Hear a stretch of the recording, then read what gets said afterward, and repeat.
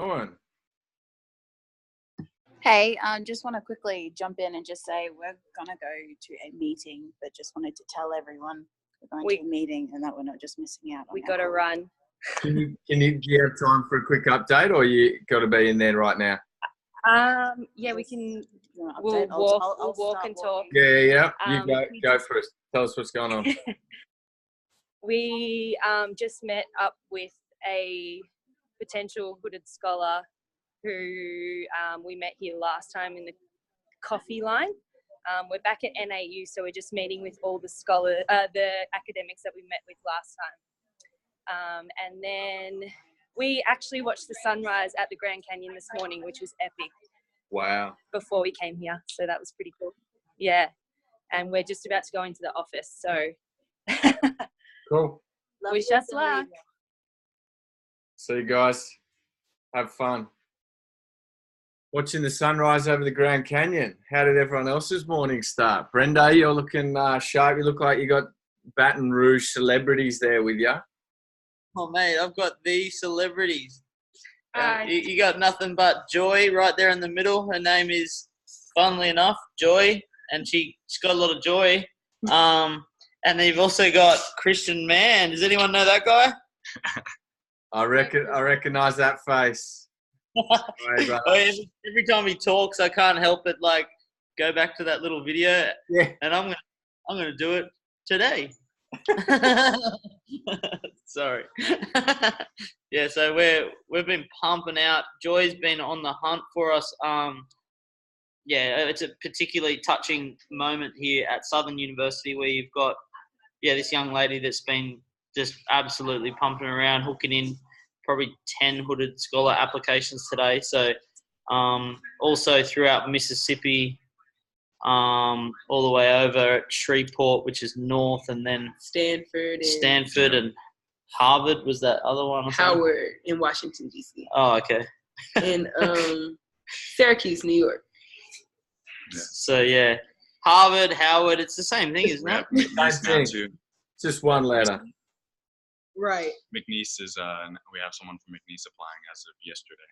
Cool. So, yeah, Christian's been on the hunt too. So, it's like the multiplier effect. It's so inspiring to see these guys just really go for it and see the opportunity for what it is. And Will Wensley is such an absolute magician. I'm pretty sure he's on the plane at the moment. I dropped him at Baton Rouge Airport as Drew sat here and hustled 3 applicants on campus. And he's just an absolute magician. I'm quite emotional talking about it. He's been going hard for 5 days straight. You met up with Will this morning and did your interview for the application, and his ability to kind of meet someone but then coach them through the most authentic interview is I've never seen it ever. That kind of hustle. So yeah, it's really special to have Will on the team with us. He's heading for you, Tom, I think, mate, and we're gonna keep going.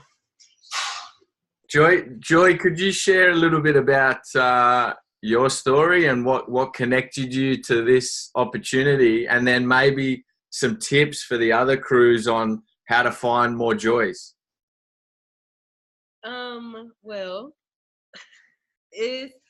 I found the Hooded Scholar program because I'm an orientation leader at Southern University. And Dr. Scott actually told me, she came in the meeting. We had an orientation leader meeting on Sunday, and she was like, did any of you guys apply to go to Australia for the mentorship program? And we were like, Australia? Like, what? And she started telling us more about it. She sent an email, and so I applied, and I actually applied for the wrong thing. And then I think she applied for the co-CEO role or something. So, yeah, just look out, Lakeisha, okay? If you want to hire me, I'm available. But so I was like, okay, well, I blew it. Well, and then I got an email, and they said they were coming, and I was like, oh, okay, well, let me try. This is actually Mr. Sam. So this is Mr. Sam who called you. So Ref I was Shorgy, at the basketball game singing. massive. Oh. Yeah, that was her. Are you the national anthem singer? Whoa. I'm the national anthem singer. So, Can you sing us a song? Yeah, well, what sing song us. do you want to hear? Yes. Yes. Wait, whatever makes your heart sing, Joy. Whatever makes your heart sing.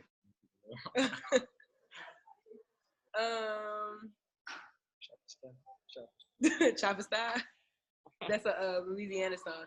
I'll sing some jazz because this was the very first song I learned when I was little. Summertime and the living is easy. Fish are jumping and the cotton is high. I don't want to sing too loud because we're in the hallway. That's beautiful. Is that song from Louisiana? It's from a musical called Porgy and Bess. Yeah. It's one of the main songs, like of the jazz genre, like a standard. Yeah. It's beautiful. Thank you, Joy. Thank you. Sorry. So now come back. So you were at the basketball about to sing the national anthem. You got a weird phone call from a dude in Australia who now you're looking at. And keep going, please. I love this story. Well, let me quickly just say, Shogs, massive props to you, mate, because I was just off the treadmill at 8:30 this morning due to meet with 7 scholars that you lined up for me. I didn't know where to find their numbers, and you had listed them on the invite, which made me go bang. And one of the first people that picked up was this young lady, and she's like, "Yeah, I'm ready to meet you." So, mate, you've hustled from A to Z here, Shogs. Thanks heaps. Good teamwork. Back to you, Joy. Oh, back to me. So I got the phone call this morning, and then I came and met him by a tree, and we walked to the union. And so it's been nothing but up from here. I've told them a lot about my story.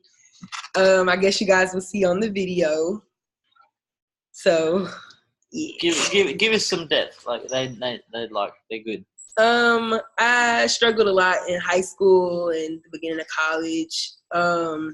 Just kind of loving myself, I guess you could say. Struggled a lot with depression, suicide, and all that stuff.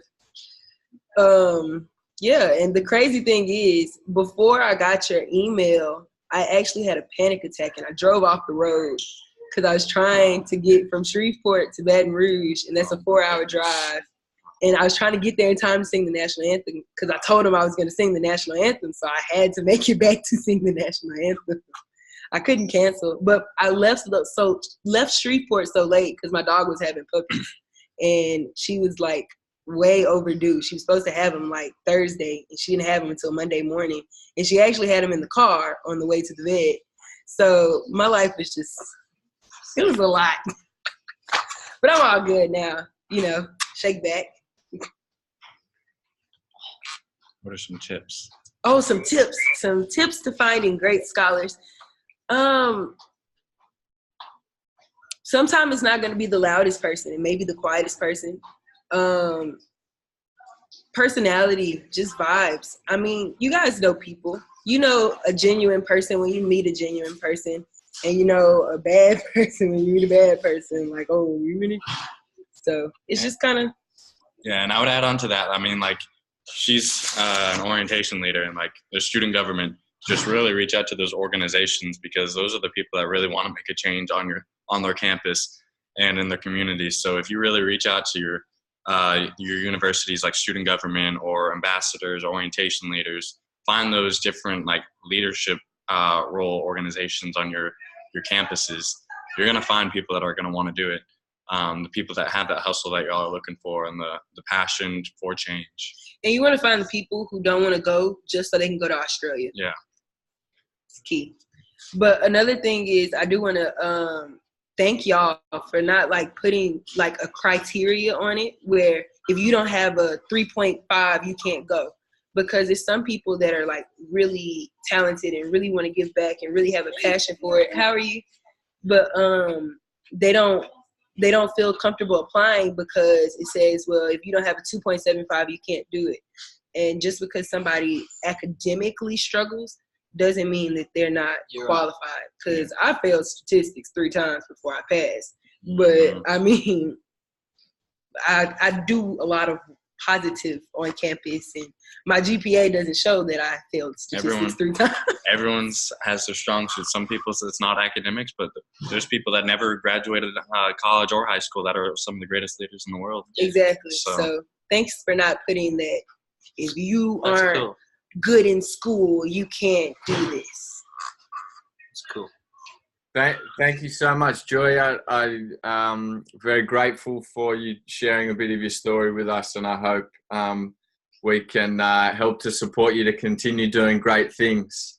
And thank you for the tips and advice there as well. I think that's really helpful for the teams. Christian, what's been going on with you since we last saw you? Give us a bit of an update, and what's the road look like between here and when you jump on that plane in Feb. So since the last time I talked to y'all, I just gotten back from my cruise actually from the Bahamas. So I had been on a relaxation phase. And you better bet that I was on that cruise ship. Hey, anyone that was a college student, I was up there talking to them about it. So, I mean, I was recruiting. Yeah, I was recruiting hardcore. I was in Boston for a little bit, talking to some people there about it.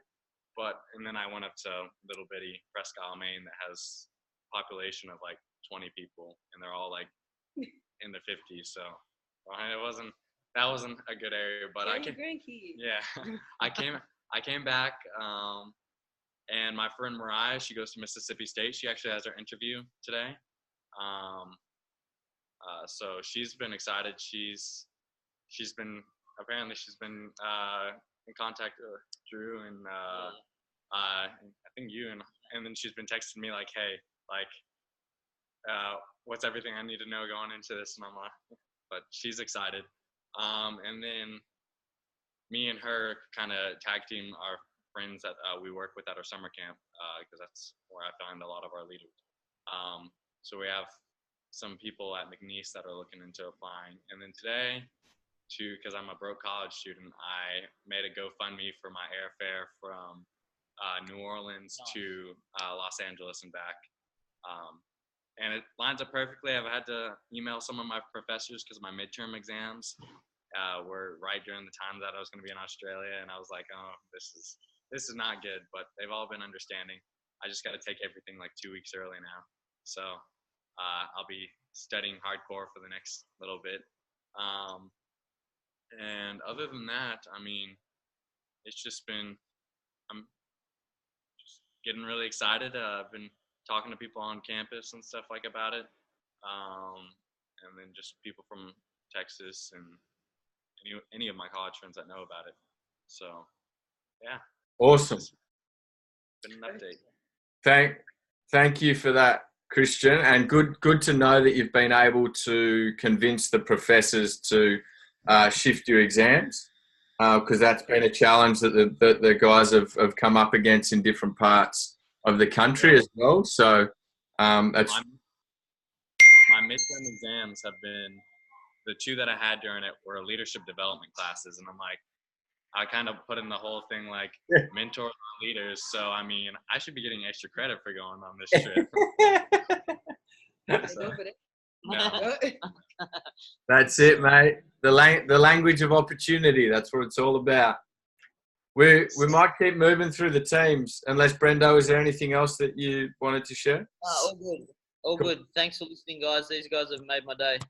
Please stay on the line if you've got time. It's really cool to have you a part of this. We might throw up to Charisse. Do you want to give us a bit of a rundown of where you're at, who your mate is, what's going on? I just had to ask them where we are. I actually don't ever know where we are. I just jump in the car and get out where they say to get out. We're currently in Colorado Springs. We've got, we hustled a bit this morning at a few universities. Jack's actually gone back to one of the unis to finish some applications. So that's pretty cool. Who's got those in? you want to just finish that? Yeah, sure. Yeah, it's been a pretty epic day. So when we landed in Colorado Springs last time with Mish and Keish, we had a couple of really amazing experiences. We met the student body president for Colorado, University of Colorado. That ended up becoming a bit of a dead end. And then we came over to Colorado College, where we wandered around aimlessly and then somehow stumbled into this office, and we met the guy on the desk, Ace. That's me. And well, you share a little bit about your story, how you ended up in the mix with us. Oof, okay, well, I was just working at the desk, at my front desk here at the Collaborative for Community Engagement, and they just kind of like walked in, they had like weird accents and all of that, and I was like, okay, I don't know who these people are, but like I'll talk to them, okay, it's fine. And then they started telling me about this program and like and how they are from Australia and everything, and I was like, okay, that's pretty cool. And then they asked me like, hey, can you tell your story? Like, we want to know about you. And I was like, sure, why not? So I started like telling them like my story. I didn't even know like why I started telling the story the way I did, but I started talking about like my experience as like a first generation American, and how my father came to this country, had to assimilate, and just kind of what it's like to be that student, and kind of like coming from a low income background, and then coming to college, and then knowing that like it's possible to be in college. And like I've been engaged in my community a lot throughout high school and college too. In fact, it's one of my biggest jobs is to be engaged in the community and kind of talk to people and do work like environmental science a lot. But anyway, it was really cool because they started crying a little bit from my story, and then they were like, wow, this is the vision of AIM. Like, we want you to be able to help students, high school students in your area, and like be able to help your community and everything. And so I think it's a great opportunity, just because I get to help people kind of from my own experience, and kind of show them that it's possible to go to college, and it's possible to be successful, and it's possible to maintain your own identity from where your family came from, as well as being an American and all of that. Mm-hmm. So I guess that's the context and like how they met me. But yeah, and then you've gone through the process, yes. Done the interview, seat on the plane situation, but we've got mountains to move. So Ace has to pull something out of the hat to be able to move. He's got an intensive week in that week. But despite that situation, we've come back, been working with Ace, and he organised a meeting for today, and hustled in 2 more people who will have applications in tomorrow. While Jack shot back to Colorado Springs, where we busted down doors left, right, and centre, and actually managed to meet the Black Student Union president by chance. So sometimes I think fate does some crazy things. She was wearing sparkly boots, so we went. Sparkly boots. That was it. And we met a peer mentor with her at the same time. She then took us over to another office. This is a university where we hadn't cracked it last time, where we hit a dead end, where I wasn't optimistic. We're a month out. I didn't think we were going to be able to wrangle anything. Where Ace wasn't able to come. Colorado Springs was looking dire, and it's a bit crushing. But then to come in and to just 360 this thing is boom. And then we're driving to Durango for 5.5 hours south to meet Will. So yeah, and just to add on that, I have been in contact with one of my professors over in Atlanta at Morehouse. Oh, yeah. And I've got 2. This is epic. Yeah, 2 EOIs from them because I didn't send them the application. So I've been in contact with the 2 students. So hopefully we get 2 young men from there. It's a HBCU, really prestigious like university over there. Martin Luther King Jr. actually went there, so like it was like a really great university. And I emailed the doctor. His name is Dr. Foster. He was like, I thought I missed out on this opportunity. I'm like, no, like let's get onto it right now. And then a day later I have those EOIs in. So I'm excited. Teresa's been hustling from Hollywood Hustle 1 Florida the whole time, just making things happen. Yeah. But big ups to Ace for just the multiplier effect, Brendo, as you said, getting the hustlers on the ground. And Ella's, obviously said to you, even if you can't make it work, you're still going to leave this thing and be on the plane next year. coming back to teach more people. But Christian, I don't know, you've obviously been able to work, I don't know if you can hear us, Christian. You've obviously been able to navigate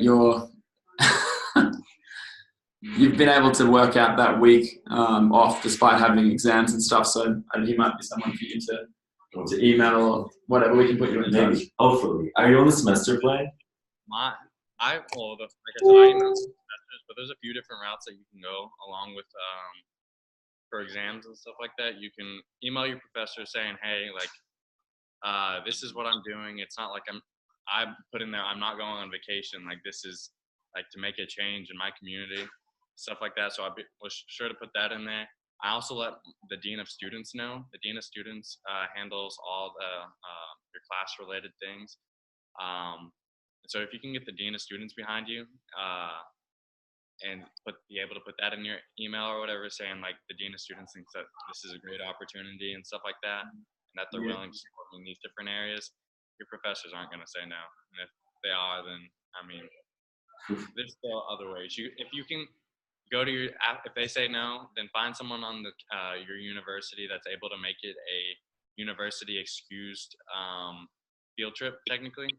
So you could go to your office or your president and say, hey, this is what I'm doing. It's for an organization. It's for a great cause. Like same thing that you would have sent to your president or to your professor, your dean of students, and ask them like, can this be a university excused absence because I have a professor that's not wanting me to go, and then your professor can't say no.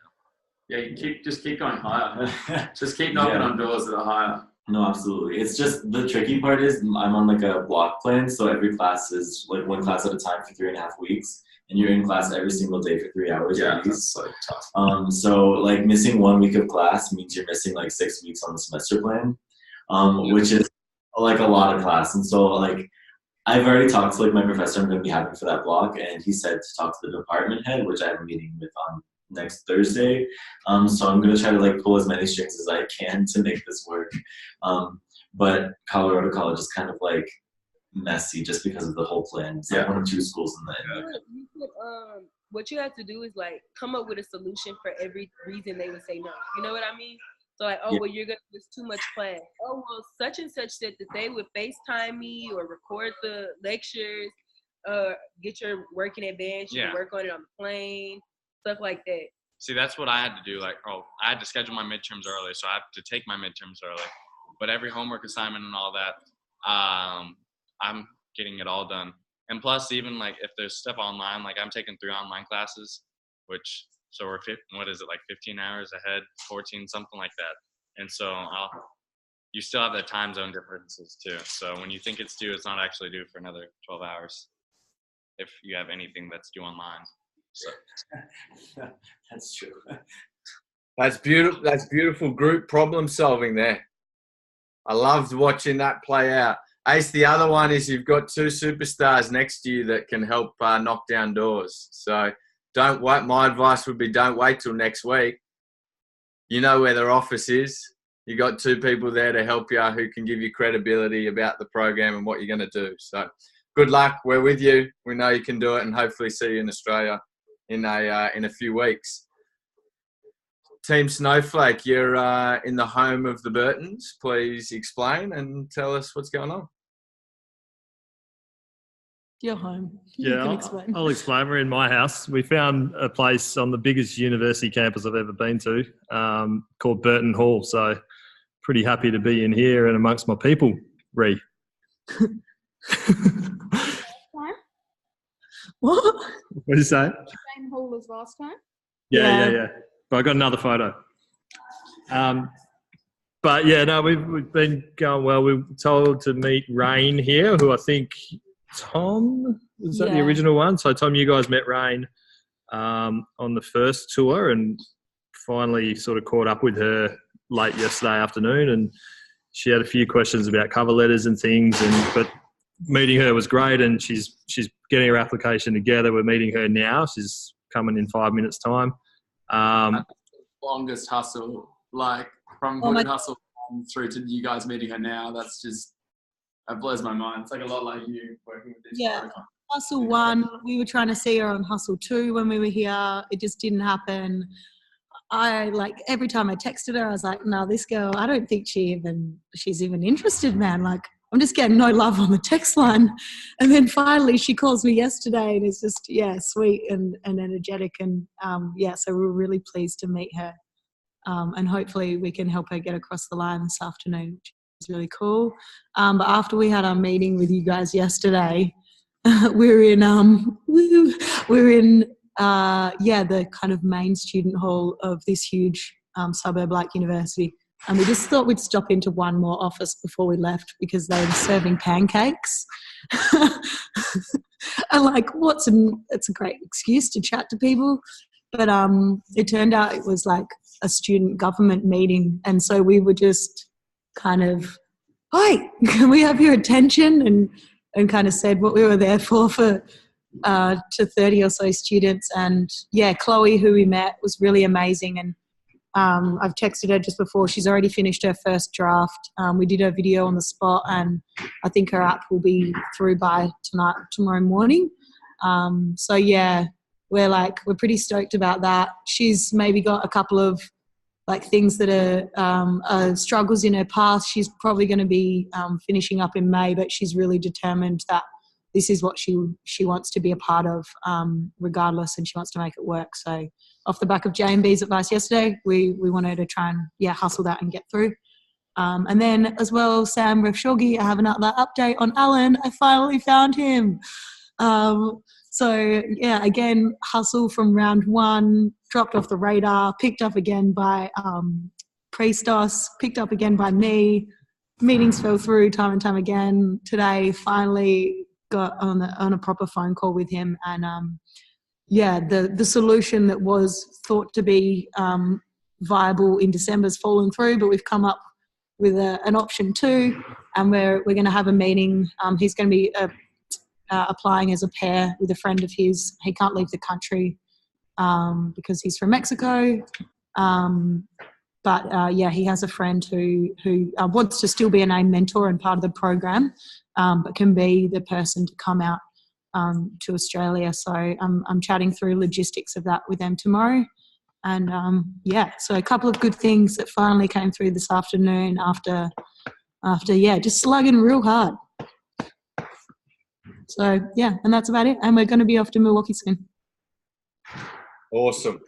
Great to hear the long game is working. And just we have a special guest who has joined us from the streets or the rooms of wherever he may be. Did you hear me say Wisconsin, Shawnee Edwards, and get on the call? Shawnee, how you doing, brother? Oh, were you introing me then? That was you, mate. What an introduction. I was giving you the stage for the last minute of the meeting. Gee Louise. Oh, I less about me. Can you guys give me the last minute? What's been happening? We're just about to wrap up. Yeah, and I'm wrapping it up. Yeah, you're wrapping it up. We've got some long game paying off, of people who've been hustling from round 1. We've got a hooded scholar and a hooded scholar in the making on the screen there in Baton Rouge. So I just wanted to be able to give you the stage to give them a bit of inspiration, considering you're not on the road this time round, sadly. Gee Louise. The only inspiration I've got, I will send you a link, but I just watched a 7-minute video about this guy who runs festivals around the world that's called We're All Going to Die. So I'm feeling really inspired weirdly by the idea that we're all going to die. This guy had anxiety, he was depressed, and then wrote a poem while he was looking out on the ocean about the notion. And now his whole philosophy is live more, fear less. So if I can leave you with one thing in the last minute and the last month to go until our fam is live more, fear less, hustle hard, stay safe. Over and out. Thank you, Sean. Delivers the goods. See you guys.